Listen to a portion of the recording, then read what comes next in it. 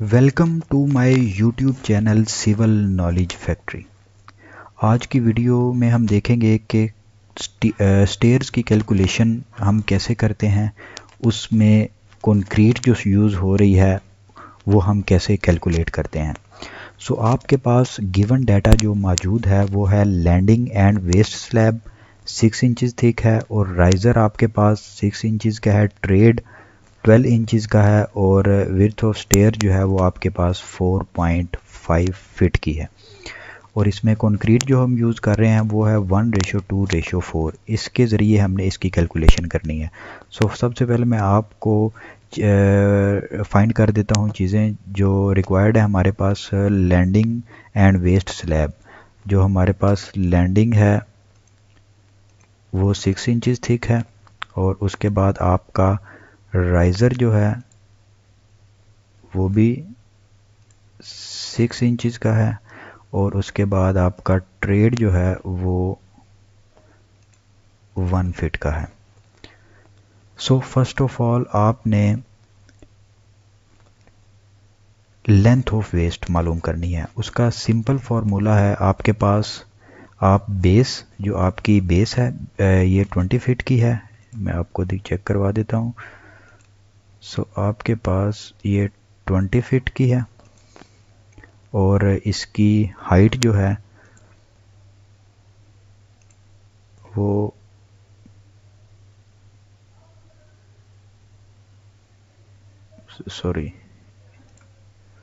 इसकी हाइट आपके पास 10 फीट है। सो इसकी हमने वेस्ट मालूम करने के लिए बेस का अंडर स्केयर लेंगे और उसके बाद उसकी हाइट का स्केयर लेंगे। सो इनको प्लस करके उसका अंडर रूट लेंगे तो आपके पास 22.36 उसकी वेस्ट की ये जो आपके पास शो हो रही है इसकी टोटल लेंथ आ जाएगी। सो उसके बाद आपने कैलकुलेशन करनी है कंक्रीट की कि इसमें हमारे पास कितनी कंक्रीट यूज़ होगी और उसमें हमारा सीमेंट जो है वो कितना यूज़ होगा, सैंड कितनी यूज़ होगी और उसके बाद हमारी क्रश जो है वो कितनी यूज़ होगी। So volume of waste slab मालूम करने के लिए आपने वॉल्यूम ऑफ वेस्ट स्लैब की लेंथ, विड्थ और थिकनेस को मल्टीप्लाई करके तो आपके पास 50.31 CFT आ जाएगी। ये आपके पास टोटल कंक्रीट आई है 50.31 CFT। सो उसके बाद आपने वॉल्यूम ऑफ लैंडिंग जो है वो मालूम कर लेनी है। वॉल्यूम ऑफ लैंडिंग मालूम करने के लिए आपने लैंडिंग की लेंथ, विड्थ और थिकनेस, लेंथ जो है आपके पास वो है 5 और विड्थ जो है वो है 4.5 और थिकनेस जो है वो है 0.5। मैं आपको ये भी चेक करवा देता हूँ। लेंथ आपके पास है 5, ये आपके पास 5 फीट की है। सो उसके बाद इसकी थिकनेस जो है आपके पास वो 6 इंचज़ यानी कि 0.5 इंचज़ हो जाएगी और इसकी विड्थ जो है वो आपके पास गिवन की है वो है वो 4.5 फीट है। सो इसको आप मल्टीप्लाई करेंगे तो आपके पास लैंडिंग का वॉल्यूम आ जाएगा 11.25 CFT। सो उसके बाद आपने वॉल्यूम ऑफ स्टेप्स मालूम करने हैं। तो वॉल्यूम ऑफ स्टेप्स के लिए आपने हाइट डिवाइड कर देनी है राइज से। सो नंबर ऑफ स्टेप्स आपके पास 10 आ जाएंगे तो इसको आप हाइट को डिवाइड करेंगे आप 0.5 से तो आपके पास 20 स्टेप्स आ जाएंगे। वॉल्यूम ऑफ ईच स्टेप्स आपने हर वॉल्यूम का जो है वो एक स्टेप का वॉल्यूम मालूम कर लेना है और उसको आप डिवाइड करेंगे बाद में तो आपके पास टोटल जो है वो आ जाएगा स्टेयर्स का वॉल्यूम। सो ये देखें वॉल्यूम ऑफ ईच स्टेप, आप उसका वॉल्यूम एरिया उसका हर एक कंप्लीट स्टेप का एरिया ले लें और उसकी विड्थ जो है वो है 4.5, उसको मल्टीप्लाई करेंगे तो आपके पास एक स्टेप का 1.125 जो है वो वॉल्यूम आ जाएगा।